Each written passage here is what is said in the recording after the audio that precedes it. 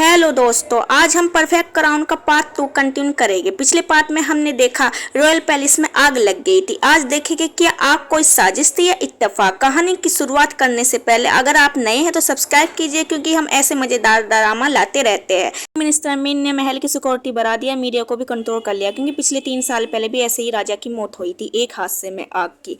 अब हमारी हीरोइन बाहर आती है हीजू, और उसकी सिक्योरिटी हेजुन उससे पूछती है क्या प्रिंस यान सही है। तभी हमारी हीरोइन परेशान होती है और गुस्सा करती है, उसे घूर के देखती है, कहती है हमारी हीरोइन क्या तुम उसकी फैन हो। तो सिक्योरिटी कहती है, सिक्योरिटी नहीं तो मैं तो नहीं। वो कहती है फिर चलो कार के अंदर। फिर वो सोचती है, उसे पिछले जानों का एक फ्लैश बैक आता है। वो प्रैक्टिस रूम में पहुंच जाती है तीरंदाज की प्रैक्टिस करने, क्योंकि उसमें फर्स्ट आना चाहती है। उसका तीर एक भी निशाने पे नहीं लगता। जब भी हमारा मेन लीड लाइन आ जाता है, वो कहता है तुम यहाँ क्या कर रहे हो। वो भागने लग जाती है। वो कहता है यहाँ पे लड़कियों का 11 बजे आना मना है। लेकिन हीजुन डरने के बजाय कहती है लेन की आंखों में देखकर तुम यहाँ क्या कर रहे हो। वो कहता है मैं तो प्रिंसिपल की इजाज़त लेके आया, देख लो। वो कहती है इजाज़त लेके आए हो तो फिर मेरे पास तो चाबी है, किसी कोई एक स्टूडेंट से ली है मैंने, तो स्टूडेंट को चाबी कैसे दे सकते हैं प्रिंसिपल। सबके लिए बराबर का रूल होना चाहिए यहाँ। लेन की आंखों में आंखें डाल कर कहती है मुझे बराबर का मौका चाहिए, मैं हारने के बजाय गलत तरीके से अपना हक छीनना पसंद करूंगी। हीजुन की ये बेबसी लेन के दिल को छू जाती है, वो उसे देखता रह जाता है। को भी लगता है अपने हक के लिए लड़ना सही है। मुझे कमेंट में ज़रूर बताइए अपनी राय, और मेरे चैनल को सब्सक्राइब कीजिए, लाइक कीजिए। वापस टाइम में आता है क्यों मदर लैन से माफ़ी मांगते हैं, क्योंकि उन्होंने उसको थप्पड़ मारा था। पर साथ ही वे लैन के बढ़ते इन्फिक्यून से जलती है। वो लैन पर दबाव डालती है कि मेरी पसंद की लड़की से शादी करो और साबित करो कि तुम राजा के साथ हो। इधर हीजू लैन चुपचाप होता है और वो कहती है मैं अपने बच्चे की फिक्र कर रही थी। वो कहता है क्योंकि मुझे अपने बच्चे की फिक्र थी, मुझे माफ़ कर दो। लेकिन वो मन ही मन कुछ खिचड़ी पका रही है। वो लैन से जलती है। लैन चुपचाप उसकी बातें सुनता रहता है। उनको एक फ्लैश बैक आता है, जब वो फर्स्ट आया तो अपने पिता के लिए एक रिजल्ट लेके गया था कि मैं फर्स्ट आ गया। उसके पिता कहते हैं मैं राजा तुम्हारे बड़े भाई को बनाऊंगा। लैन को बचपन से ही उसके पिता राजा नहीं बनाना चाहते थे। लैन ये सोचने के बाद हमारी हीजू को दिखाया जाता है, हीरोइन हीजू को दिखाया जाता है। उसके पिता उसके लिए सीयू लड़का पसंद करते हैं। वो चाहता है कि हीजू उससे शादी कर ले, लेकिन वो साफ मना कर देती है कि मैं ऐसे ही किसी से शादी नहीं करने की। जब उसका भाई तेजू आ जाता है, उसकी भाभी, वे उसे ताना मारते हैं नाजायज होने का। हीजू को बहुत गुस्सा आता है। फिर भाई बहनों की लड़ाई दोबारा चालू हो जाती है। हीजू मन ही मन तय करती है कि मैं अपने बराबर के लड़के से शादी करूंगी। को दिखाया जाता है। लैन कहता है कि मेरी भाभी मेरी शादी करवाना चाहती है, मैं अपने भाभी की पसंद की लड़की से शादी नहीं करूंगा। वो अपनी सिक्योरिटी को बताता है। हीजू को बहुत गुस्सा आ रहा है क्योंकि उसके पिता उस मामूली सीईओ से शादी करवाना चाहते हैं, इसलिए वो कंपनी में परेशान होती है और अपनी सिक्योरिटी पर भी भड़कती है।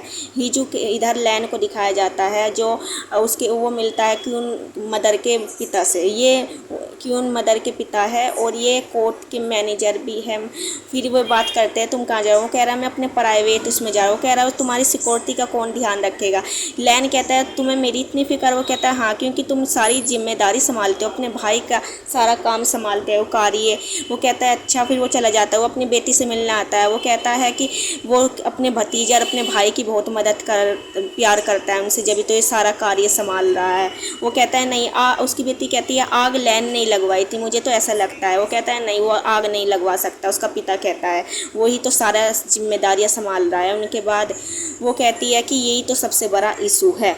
इधर हमारी हीरोइन को दिखाया जाता है जो अपने लिए खुद लड़का ढूंढ रही है। वो कहती है मैं अपने पिता की पसंद से शादी नहीं करूंगी, मुझे कोई ना कोई अपने बराबर का चाहिए, मैं मामूली सीईओ से शादी नहीं करूंगी। वो बिजनेसमैन से लेकर पॉलिटिक्स तक की सबकी प्रोफाइल चेक कर रही है, लेकिन उसके बराबर का उसे कोई नहीं मिलता। वो कहती है कम से कम मेरी ब्यूटी और मैं सीईओ, मैं कुछ ज़्यादा तो नहीं मांग रही हूँ, कोई रॉयल पैलेस से शादी तो नहीं मान रही हूँ। खाना ये सुनते ही, रॉयल का नाम सुनते ही अपनी ज़ुबान से वो एकदम चौंक जाती है। उसके मन में एक मास्टर प्लान आता है। लैन को दिखाया जाता है। लैन कहता है क्या हो रहा है। वो कहता है आप ऐसी ड्रेस पहन के पहुंच गए कि जन्मदिन पर आप शिकार वाली ड्रेस पहन के कैसे पहुंच सकते हैं, सब आपके लिए रूमर्स फैला रहे हैं। वो कह रहा है और कोई रूमर्स तो नहीं, कोई आग लगी है इसका रूमर्स। वो कहता है नहीं, ऐसा कोई रूमर्स नहीं है। वो कहता है बहुत जल्दी आने वाला है ऐसा रूमर्स भी। वो कहता है अच्छा। वो क्योंकि ऑफिस में सब लैन की पिक्चर देखते हैं, रूमर्स फैल रहे हैं उसके, वो सब खुश होते हैं क्योंकि लैन किसी सेलिब्रिटी से कम नहीं है। जब भी हीजू के मन में एक प्लान आता है, वो चाहती है कि वो प्रिंस लैन को किसी तरह अपना वो पत्र भेजे मिलने के लिए, मीटिंग फिक्स करो। करो। उसकी सिक्योरिटी कहती है क्या आप प्रिंस लैन से शादी करेगी?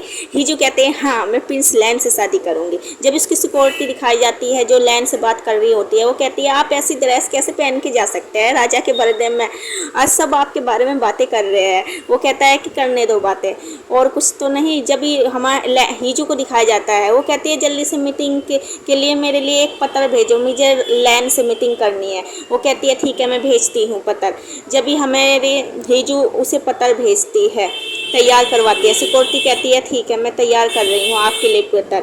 जब भी हमारे लैन को दिखाया जाता है, लैन के पास बहुत सारे पत्र आए होते हैं, उससे मिलना चाहते हैं सब, क्योंकि वो कहता है, उसकी सिक्योरिटी कहते हैं हीजू का भी पत्र आया है। वो कहता है रिजेक्ट कर दो सारे पत्रों को। फिर दिखाया जाता है हमारी हीजू देखती है कि मेरी मीटिंग जो फिक्स करी थी उसे रिजेक्ट कर दिया लैन ने। वो कहती है अब मैं कैसे मिलूंगी लैन को? वो कहती है दोबारा से पत्र भेजो, अलग अलग नामों से पत्र भेजो, मुझे लैन से मिलना है किसी भी तरह। वो कहती है ठीक है मैं भेजती हूँ।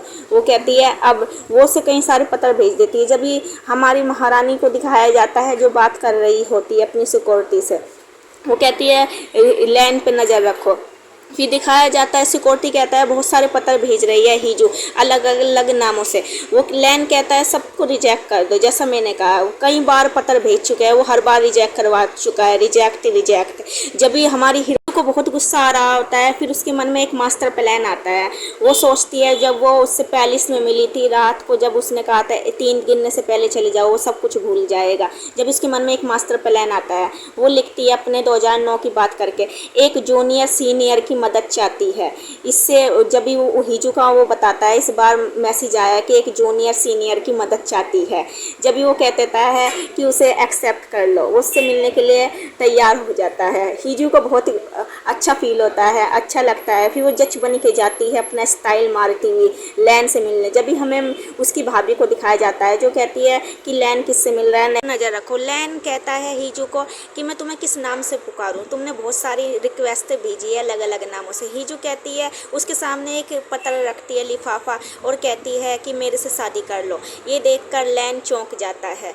और फिर उसके बाद हमें एक फ्लैशबैक दिखाया जाता है जब हीजू महल में आई थी, तो लैन ने जब फायरवर्क चला रहे थे तो लैन ने उसकी तरफ देखा था और हीजू ने उसकी तरफ देखा था। फिर हमें दिखाया जाता है 2009 का सीन, जहाँ पे वो उनने बहुत सारी बातें सुनाई थी लैन को, तो उसका दिमाग चल गया था कि अब तो मुझे स्कूल से निकाल देंगे, मैंने प्रिंस लैन को इतनी सारी बातें सुनाई। जब उसकी दोस्त आती है, देखो अब सबके लिए तीरंदाजी का प्रैक्टिस का रूम खुल गया है, रात को भी और दिन में भी, लैन ने उसके लिए खोल दिया था। ये सोचकर वो खुश हो रही थी कि मुझे स्कूल से नहीं निकाला जाए। चैनल को सब्सक्राइब कीजिए पार्ट 3 के लिए।